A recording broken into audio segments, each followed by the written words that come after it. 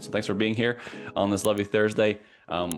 This month's webinar is a little bit unique in terms of we're going over marketing questions that we got submitted to us for this month. I'm just kind of going to roll through, answer them, all kind of marketing related questions. If you have other questions while you're here, please feel free again to leave it in the chat, leave it in the Q&A section, and I'll make sure I'm peeking over and answering those as we go along. But we will get this party started. So again, agenda, we kind of broke it down into certain sections in terms of we got some Google ad questions, we had some email, text, SMS marketing sort of questions, SEO questions, and social media questions. So we kind of just broke them apart into those kind of groupings. And again, if you have other questions, feel free to ask them as we go through here. So first and foremost, we're just going to dive right in. We're going to talk about Google Ads. So let me make sure my thing is out of the way. So how do I optimize my Google Ads for high margin services like brake repair or wheel alignments? And so I know obviously some services are a little bit better than most in terms of what comes into the shop. And so we will obviously want to make sure that the shop has more of those high margin services that are nice and easy, good jobs to have, gets the car in and out, but also plenty profitable. So in order to focus on certain services, you want to make sure that one, within your campaign, you're going to have certain ad groups that are there. So typically you want an ad group per service that you're kind of going after and addressing. And so with that, it allows you to kind of silo your keywords. So obviously, first and foremost, you need to make sure that within there, the keywords exist. So for example, brake repair near me, or this one says alignment shop in city of wherever you're located. But ideally these would be in two different ad groups. So there'd be a brake repair ad group that has all the brake repair related keywords. There'd be a wheel alignment ad group that had all the alignment related keywords. And that way it makes the Google ad campaign a lot more efficient to be able to address, again, certain search terms that then lead to certain items that are based on the ad copy that you have in there. Even more so if it leads to a certain landing page that's even more specific. Again, all those elements help with, again, attracting the right types of services. But I see a lot of campaigns where they don't have really many ad groups. They have one general ad group to cover it all. You have all your keywords just kind of listed there. Again, it makes it very hard for Google to understand and kind of hit that net as accurately as possible. And so, as I mentioned here, though, you want to write ad copy that speaks to the urgency or cost-conscious nature of the jobs. And so, one, it helps to have maybe brake repair specialist in said city or #1 brake repair shop, but also maybe if you have an offer in regards to, hey, $99 off brake repair or something along those lines, where it kind of attracts attention, creates urgency, makes people act upon what they read. Those are going to be ideal things to have within your ad copy there. And then again, send traffic to either a dedicated landing page or the shop's relevant service page. You never want to send it to the homepage. Homepage is going to be too general, but ideally you don't even want to send it to pages on the website, because Google Ads tends to have a little bit more spammy clicks than kind of other elements. So you want to make sure that, again, a dedicated landing page helps facilitate and not affect SEO as well. So because landing page should be separate from all that work that's being done SEO wise. You don't want kind of spam clicks and low visit rates and time on page to be affected on your main website versus a landing page where it's not even being indexed by Google. It's strictly for the purpose of running ads, because very, very two different consumers there that are clicking on, again, organic SEO versus clicking on an ad. And so the next question was, how can I effectively prevent budget waste on irrelevant clicks? And so it's a great question, because obviously no one wants to waste money. If you're spending money, you want to make sure that you're getting something in return. With clicks, it's going to be obviously you can't weed out everything. It's not going to be possible to be like, hey, I only want clicks that are true and worthy. And then that's where, again, local service ads comes into play a little bit here, because you can rebuttal some of the things that are not worthy of an actual cost coming back to your shop. But I'll talk about that here a little later. Things that you can do within kind of Google AdWords. So you're going to look at having, first and foremost, strong negative keywords. So you don't want things like do it yourself, job openings, YouTube videos, so on and so forth. There, you do not want things that you're like, I don't want that type of individual to be clicking on my ad. They're not really looking for the actual service. They're looking for something else entirely. And so you don't want to waste ad clicks on those things. So you want to make sure you have strong negative keywords. Also, you want to ensure that you have services that you don't offer. For example, if you do not offer any body work or any detail work, like you want to make sure that those things are listed there. So that way Google is not assuming, oh, that's a close enough search item. We'll make them appear for when someone looks up an auto body shop near me. No, you definitely don't want to appear for that at all. So you want to make sure that the only way to prevent that is having a good negative keyword list. And this list, again, in my opinion, should be up like in the thousands at times, but at least triple digits is going to cover a good amount of negative keywords there. Second, you want to avoid broad match. And so there's different types of keywords that you can put within an ad group. So you can have a broad match keyword, you can have phrase match, you can have exact match as different types there. Broad match means that you don't have any parentheses or brackets around the keyword, which means now you're leaving it kind of up to Google to decide whether something's close enough or not to a keyword. So if you type in, say, auto repair, and you put it as a broad match, then anything auto related, Google is going to consider and put your ad there, and thus creates a much higher likelihood for a lot of wasted clicks, because people that find your ad may click on accident or may assume that you are a shop that does said thing that has nothing to do with you at all. For example, maybe it's auto sales and they're like looking to buy a car, and like you're like, I don't sell cars, so like why would I be charged for that? But again, and then those clicks will be very expensive because there's a lot of a high demand to getting people that are looking to buy a car, and thus the dealerships want to win those, and very, very expensive cost per clicks there. So you want to ensure that you're getting the right clicks for the right things at the most affordable rate. Next, you want to make sure you're using tight location targeting. And so this is where, again, you don't want to have your ad appear in a different state or a different country at times. Like you want it to appear within a very, very tight radius of your shop, because again, your consumers are driving only a certain distance to go to your shop to begin with.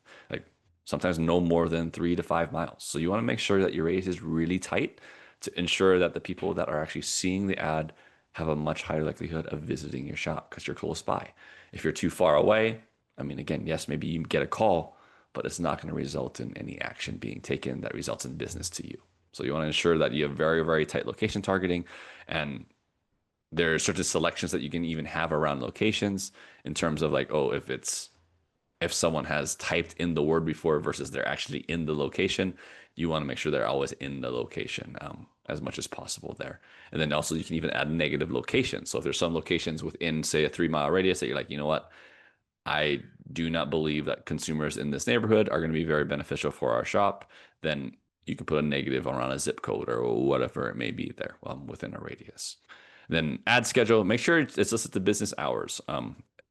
Especially if, again, you do not have people to answer the phone, or you do not have any online scheduling outside of business hours, or a good mechanism to get business to still take place outside of your hours. So again, there could be a lot of wasted ad spend if you don't even have ad scheduling. That means it's running 24 hours. Then ideally, you'd be winning bids maybe at 2, 3 in the morning. And again, will you have someone working to answer the phone? Absolutely not. And then if you have no way to, like, again, have a good booking scheduling tool, then that's not going to take place either. So you're just guaranteeing yourself to waste money in terms of ads there. And then check search terms reports weekly and negate anything that doesn't belong there. And so going through in search terms of how they're being clicked on will show you what people are typing in and how they're finding the ad and what you're getting clicks for. And so if you're seeing clicks on things, again, that have nothing to do with your business and created a high likelihood that someone does not visit the shop or even give you a call, those are ones that you definitely want to negate. And that's going to be, again, a practice you want to at least do weekly. That's something that our team pretty much looks at daily. We have a question. Sorry.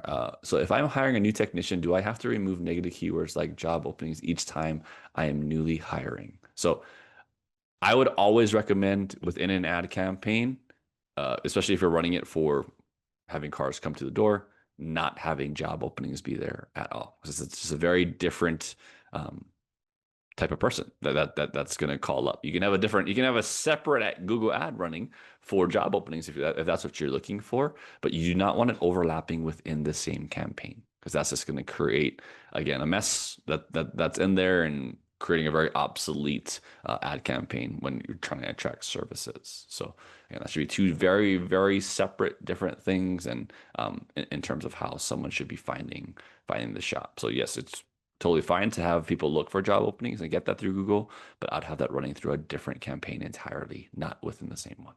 So hopefully that answers the question.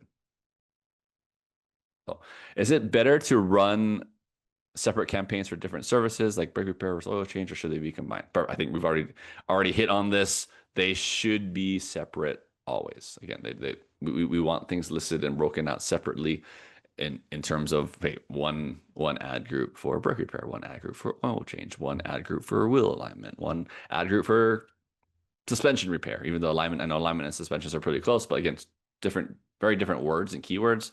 It could be beneficial to have that separated as well. So those are different things that you definitely want to do. And then you can even create budgets around certain services. If you're like, you know what, I really want this type of service to come in way more often, you can put a little bit more of your daily budget there.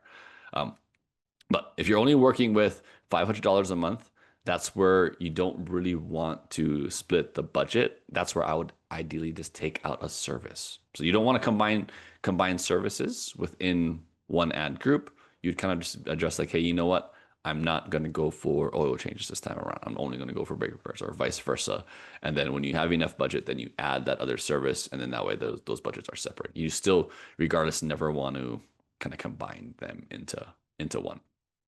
You ideally want at least $50 per day per service to get kind of an effective data point from Google to see if it's even a viable campaign that should be working. And then once budget allows, splitting campaigns gives you more control, better reporting, stronger targeting for each service, etc. So again, you will continue to play this game with Google, and that will be, again, extremely beneficial as you break that down. So do we have any other additional questions on Google Ads here? And this is, again, very much focused on Google AdWords. So someone asked, what's an ideal Google Ads budget? So ideally, we recommend a minimum of $1,000 a month if you're going to even bother having them on. On average, across all the campaigns that we manage, usually they're on $1,750 to $2,000 a month that people are running. But again, $1,000 can work plenty if they're being run accurately. But everyone has different needs in terms of car count and what they're wanting to come through. So that's why a bigger budget kind of comes in hand with some individuals where they're needing a little bit more volume coming through on their budget. Someone also asked about, I think I said the acronym LSA, or local service ads, what that is. So LSA is going to be the Google guaranteed section that is in Google Ads. So it's even above Google AdWords now. And so that's where you go through a lot more strict process to get approved by Google to even be on there. Have the little badge. It links to your Google Business profile or your Google Map listing, because it shows the reviews and whatnot. And it's a very, very beneficial tool right now because not a lot of people are on it. Google Ads are very easy Google AdWords are very easy to set up. Thus, a lot more competition. Local service ads, not as much competition. Thus, the kind of cost per lead is much lower. And you can rebuttal calls. So you can listen to a call and see, oh, yep, this was a spam call, or this one's looking for a totally different business. You can flag that to Google. At times, they'll give you a refund for even said charge, because obviously it wasn't accurate. They want you getting charged for the right things. But you don't want to go through the habit of rebuttaling everything, because eventually they will not list you on it anymore, because they're not just going to, again, put a business on there that doesn't belong on there, and it's kind of taking advantage of them.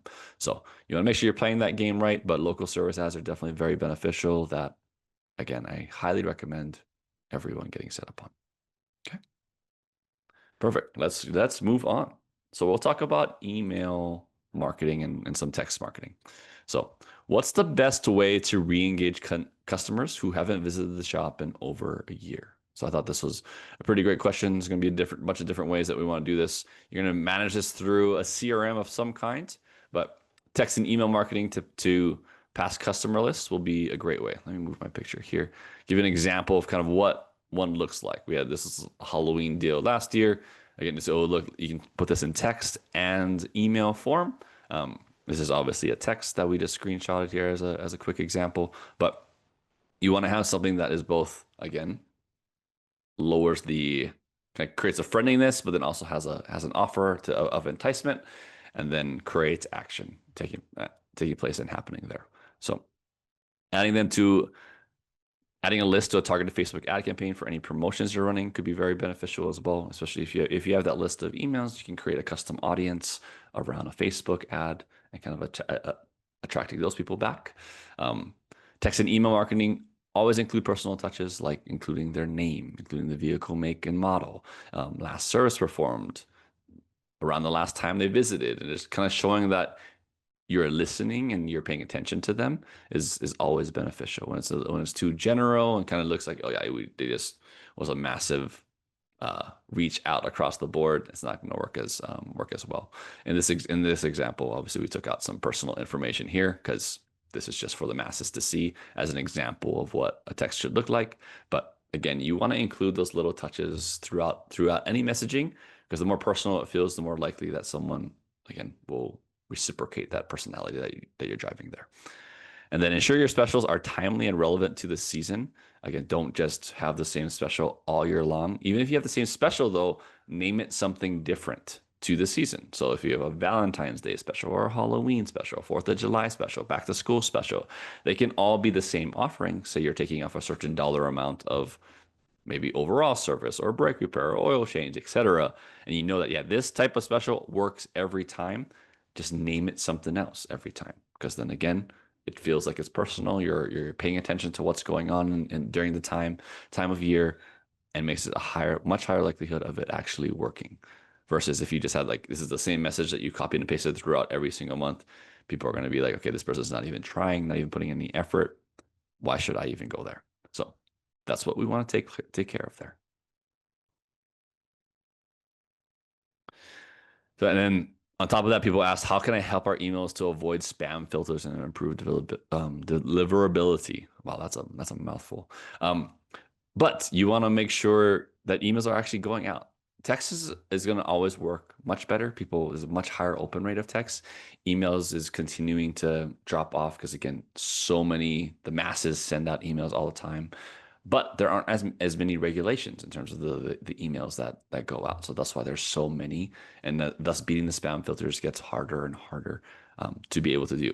So first and foremost, there's gonna be a few things that you want to do to make sure that you create a kind of a higher open rate. So what you want to make quality content to build trust for people to even read your content. Because if your stuff is just going to be very promo spammy type of material, of course that it's going to get flagged that way, and they're like, I don't want to see this. There's nothing beneficial for me here. It's the same thing over and over again. And when the more quality of the content, the more seasoned your account starts to be, the less likelihood it is of just getting flagged automatically as spam when it goes out. And that's the problem a lot of people run into, is they start sending these promos en masse without an email account that's been seasoned and hasn't been seen as anything. And thus where now people are starting to flag it early on, then automatically any emails that you send out in the future to even new individuals that haven't even marked your email as spam before, it's just going to start automatically going there because that's what Google is defaulting it to, or whatever email provider that you're using. So one thing you also want to ensure is your email is properly authenticated. So there's a DMARC record. That's just something you put in the back end settings of your domain name that helps authenticate your email and create more trust when things get sent out. So you want to make sure that that's taken care of, and then use your reputable CRM. So choose well-known service providers to send out emails like MailChimp, Constant Contact. Those are things that we leverage directly and integrate with our CRM that sends out emails that way as well, to create, again, a higher likelihood of things getting marked as spam.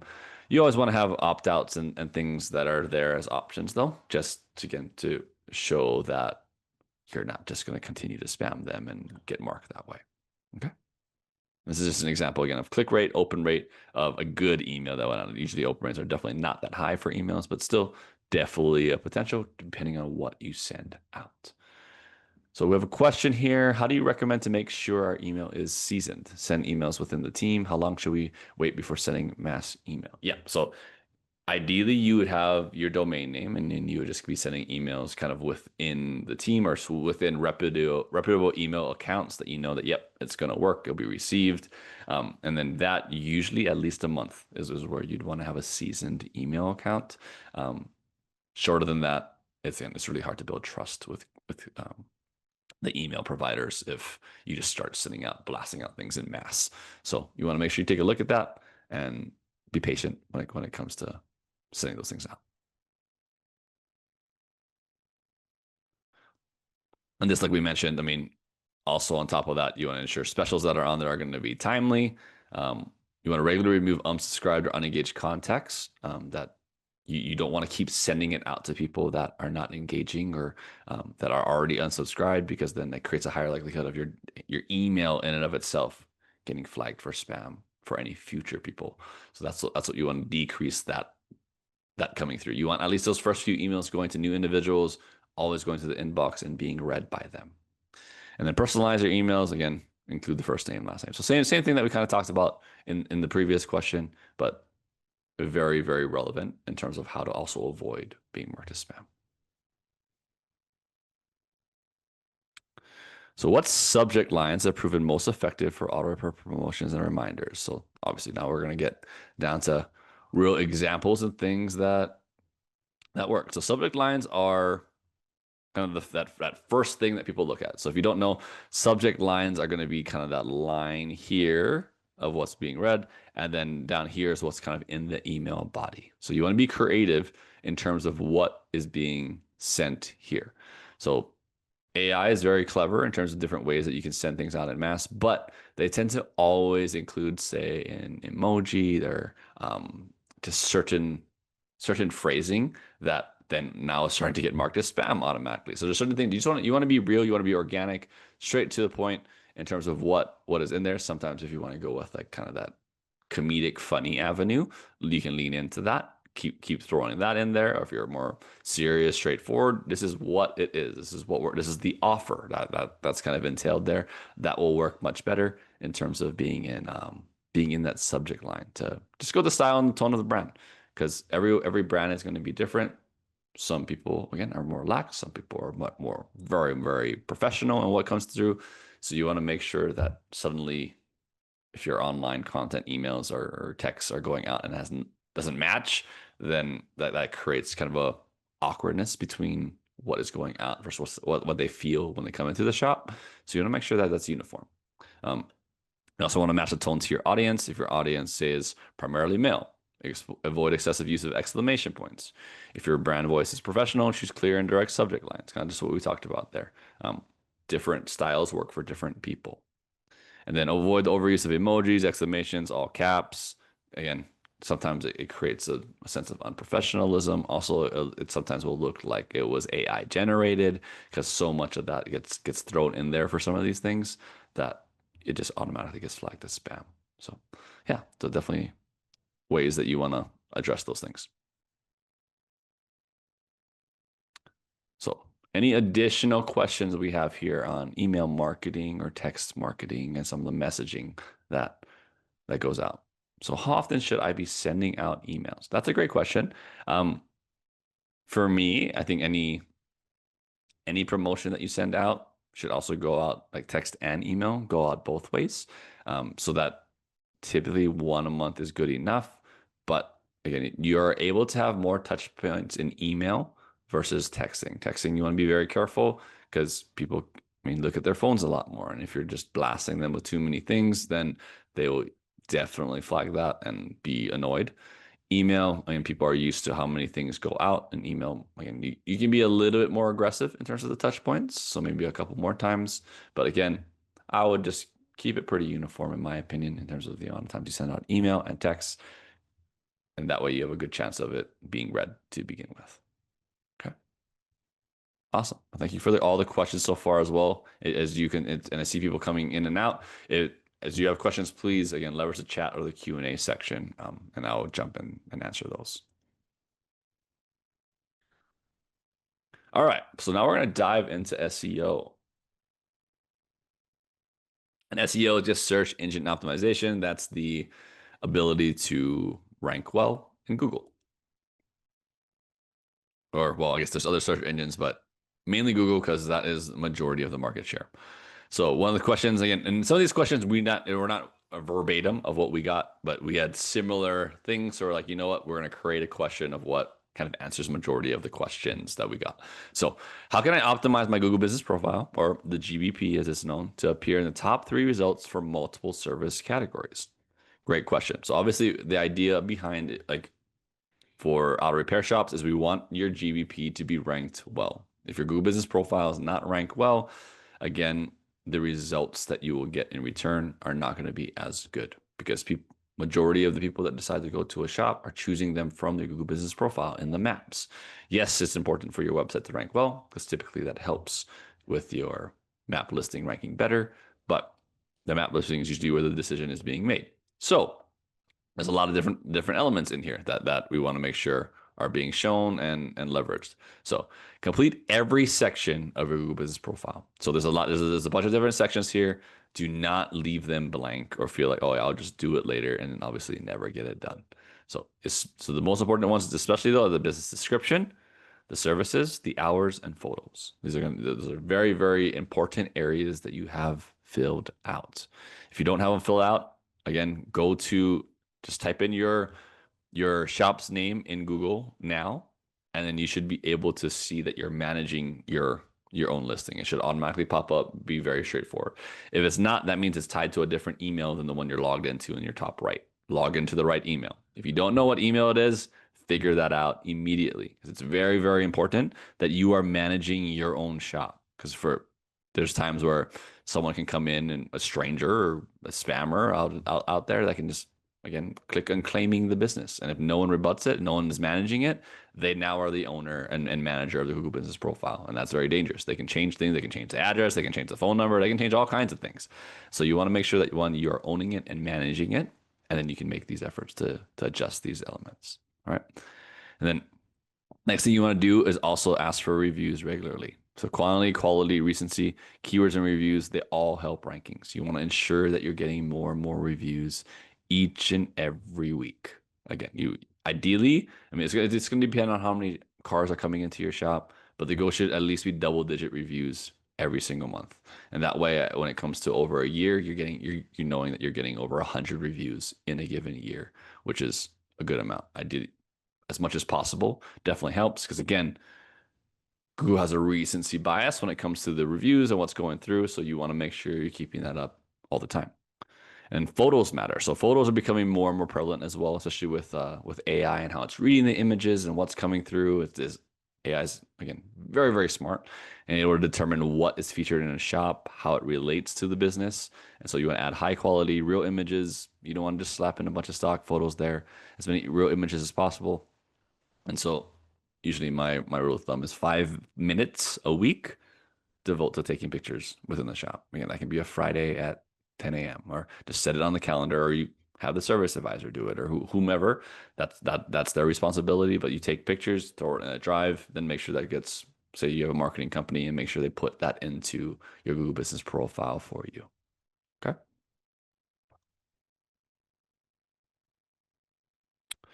So this is blocking the top part of my screen. All right. So use the right service categories. So there's a primary category that should be your main focus. So for example, it should be auto repair shop. Or again, if you believe that your main focus is something else, put that something else. But then you have other secondary categories. In my opinion, you have 10 options. You need to fill out all 10. And again, there's ways to have more listed, but that gets to be a little bit more spammy and not as real. So there's some default categories that automatically populate that those are the ones that you should select. There's ways to create custom services that, hey, like when you typed in a word and it didn't automatically appear and then you just press enter and that's what's going to appear there. That's not going to be as beneficial because again, Google has not registered that as a category. So you want to pick the categories that Google has registered. Trust me, there's going to be plenty there that fits to what your brand does. So you just need to find what those are. If you type in your services, it should be pretty straightforward. You'll start seeing some of those options populate and you just go through and select them. And again, you want to make sure those are filled out and accurate as possible. There's lots of times where people can come in and suggest other services, and then you'll see things like, oh, auto body work. You'll see windshield replacement, things that maybe like you don't do at all, and it's listed now as a secondary category, and that makes it, again, you're getting optimized for the wrong things. You want to make sure you're getting optimized for the right services. And then you can add services manually, even if Google doesn't auto suggest a service and the exact service you offer. And then that's when you're going to go after very, very specific things at times. Very, very, it's a very unique strategy, but usually I wouldn't recommend jumping into this one. Go for the broad, kind of the broad stroke first, going over the things I just mentioned before, typing in those given words. But then maybe some services you're like, you know what? we're not getting any search volume for this, so we need to adjust it to that's where the changes get made later on. So a little bit more of an advanced strategy. Okay. Then how does Google's local algorithm prioritize shops with multiple locations versus single location shops? So sometimes people are uncertain in terms of, okay, this do multiple shops always get the favor, or like, for example, a franchise with multiple locations, or the single location, can it still do plenty well? So here, to make it very clear, Google doesn't favor one or the other. Just because you have more shops doesn't mean all of a sudden you get more of a bonus. But it depends on the location, the competition in the area. So proximity is a big ranking factor. So from the distance away someone is from the shops. So if you're clear across town from someone, like yes, that other side of town, those shops are going to rank better and closer to that individual because people value time, people value the distance that they drive. They're more than likely going to visit someone that's close by than drive across town. Obviously, that's where ads and things come to play, where you're trying to attack that market and get them to come and give you a try, and they see like, oh yeah, you're just exponentially better than them, and that's a big win. But when it comes to just organically in the SEO world, Google will be very, very proximity based. And so again, having multiple locations, that's what helps, like, oh, proximity wise in this area, we'll go to this shop. Proximity wise in this area, we'll go to this shop. But your shop itself versus one of the multi-location ones, it's just going head to head for those. You're not magically going against all of the locations. So hopefully that makes a lot more sense there. And a single location shop can still outrank a chain. And those are things that we're able to do all the time. So it's not like, oh, a chain is going to always get favor. That's not the case. So each one has its own GP and should have its own unique content and service area. What gives an edge, local relevance. Each location needs local reviews, content, and backlinks that we'll talk about here. And ranking in the top of the organic rankings where your website is, that definitely helps ranking better in the maps as well, because it shows that you have trust in the website. Google trusts that within their algorithm for the maps.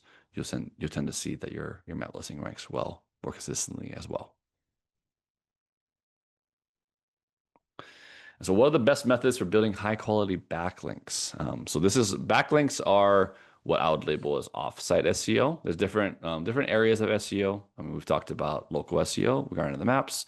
On-site is going to be the things on top of the website itself. Offsite is when you're building things like backlinks and citations. So a backlink is a blog or an article that's on another website. Let's say it's talking about auto repair in Salt Lake City, Utah. And as it talks about it, it's referring to like, hey, this shop in Salt Lake City, Utah is one of the best auto repair shops in the area. There's certain phrases that are clickable in the article that leads back to now the shop's website. That's a backlink. And so it kind of builds this confidence with Google, showing that other people are recommending this shop. And again, as you all know, the more popular you seem, the more trustworthy you seem to Google or to other people, the more likelihood that you are to be chosen. And so Google wants to do the same thing. And so to build high quality links, you want to, again, work with these other sites that are especially industry relevant ones to get articles about the shop and then link back to you. It's one thing to get an article written, but if you don't have the link back, you want to get that. You're losing a lot of power if you're not getting any link back to the proper places.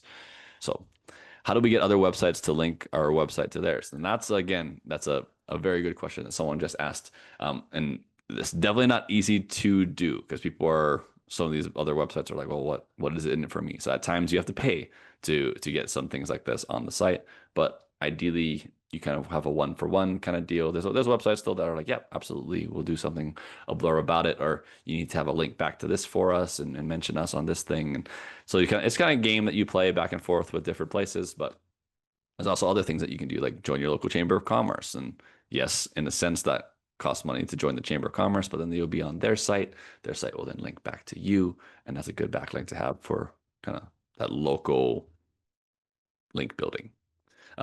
Join local groups or associations that get listed on their website. So local chamber, the BBB, Nextdoor, etc. Ask for links from industry partners, and if you have partners on like part suppliers, tool vendors, etc., get things linked back and forth with there. Write helpful blog content. And so like you can say, hey, I am going to write said article for you. And then if you can just post it and link it back to us. And there's things like guest posting, guest commenting, etc. Lots of different strategies to build that. But you want to ideally see this upward trajectory of referring domains, is what they're called, or backlinks, increasing over time for your website, because that shows that, yeah, offsite SEO is taking place. If this is flat or dropping off, or it has like a huge spike artificially, that usually means something very spam like is taking place.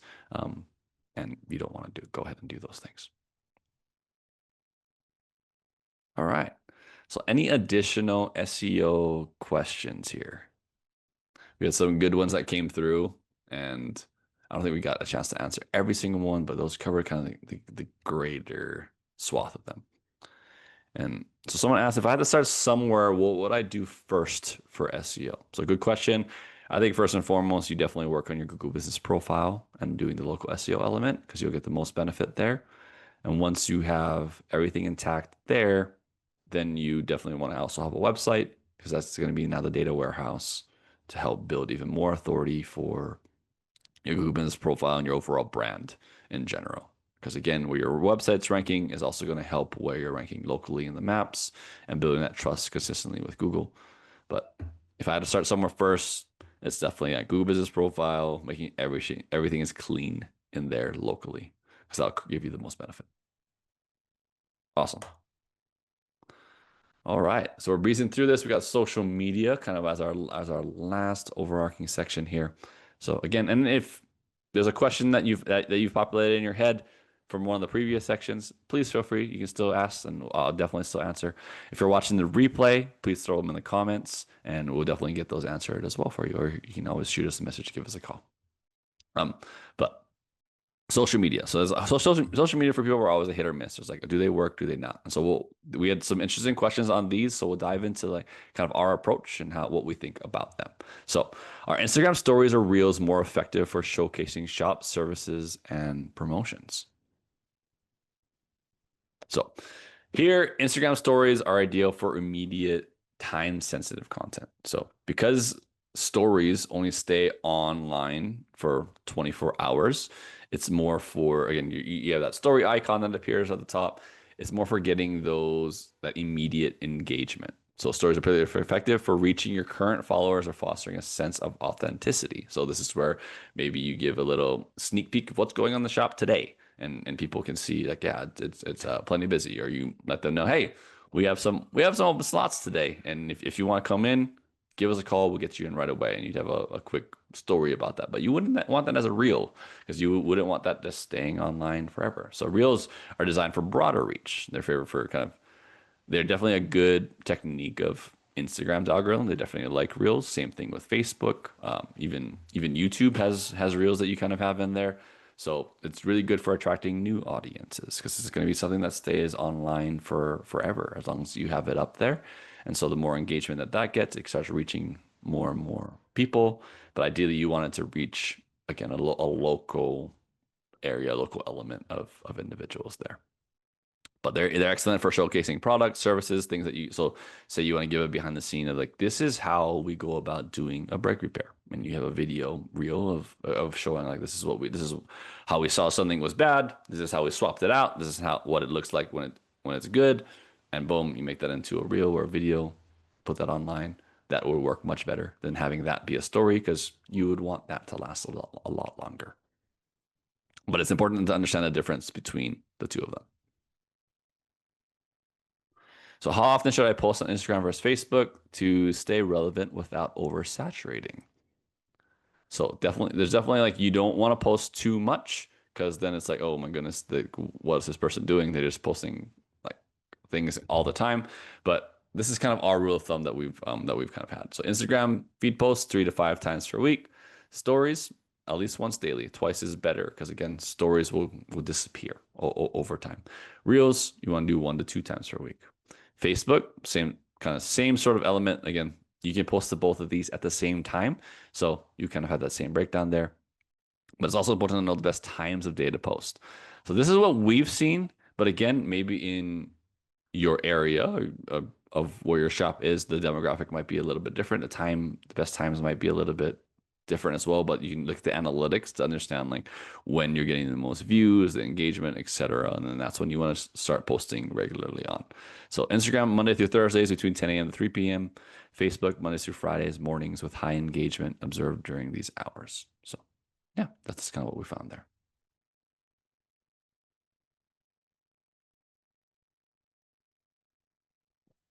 So what are the best targeting strategies for local audiences on Instagram and Facebook?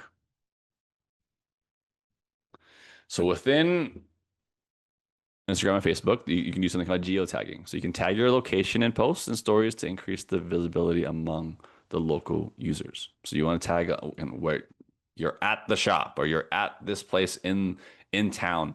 So that way, again, it's a much higher likelihood that the post goes out to the right people that are relevant to the area.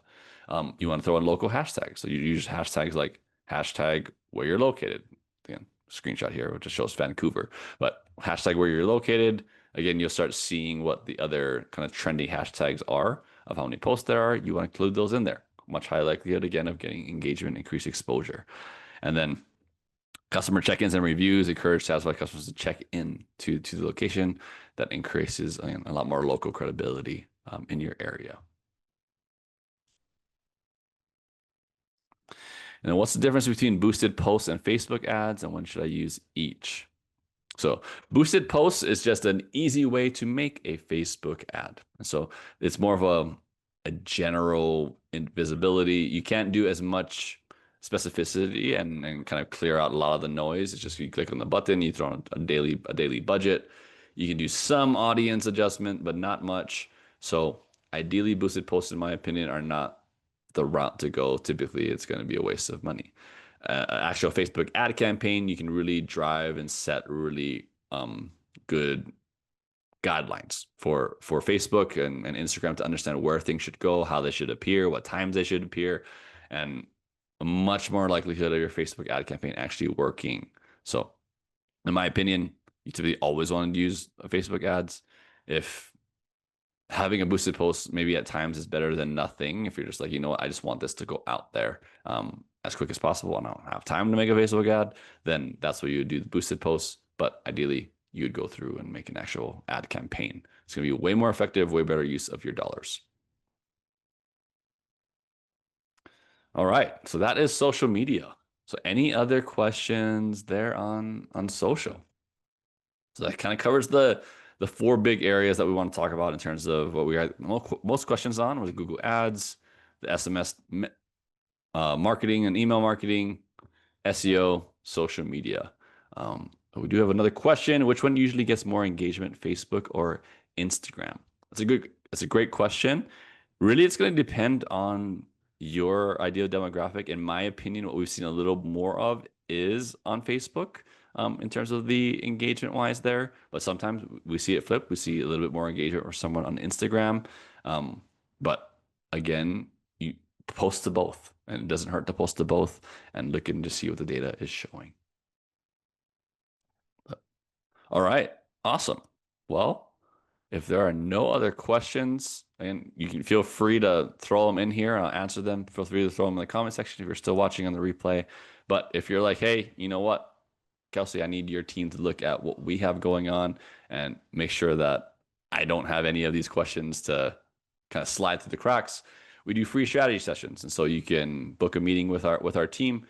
We do a free analysis of running through everything that you have going on, what your competitors have going on, what you're doing well, what could you be doing better, and kind of creating a strategy for you from there. If you need a team to help you with this, or no, I can run with these action items and take it from here.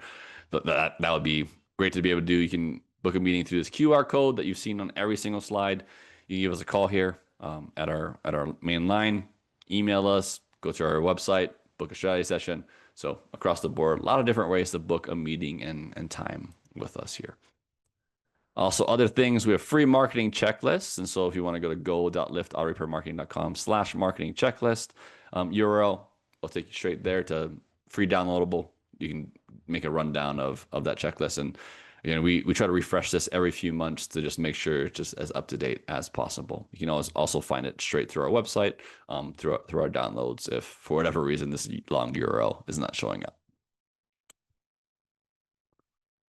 And then we have a free Facebook group. So Auto Repair Shop Owners Mastermind, 2,000 members on there, asking questions. Yes, we post on there as well, latest updates that we're seeing from Google or wherever it may be, latest marketing ideas that are working, but also shop owners engaging with other shop owners. It's a great place. So if you're not already in it, please feel free to add yourself in there. And then we have a book. So my wife and I wrote a book. It's on Amazon. It is right here on the shelf. But you just type in Drive More Business, step-by-step guide to internet marketing for auto repair shops. Really just runs you down step by step, click by click, sometimes on whatever website you're on, how to set certain things up, what they should look like. So feel free to grab that. But that is everything of the webinar today. So thank you all for being here. Thank you for your participation and asking questions. If you have more, again, please feel free to reach out and let us know. But again, thank you. Have a great rest of your Thursday. I'm Kelsey Outram of Lift Auto Repair Marketing. We'll see you guys again next time. Bye.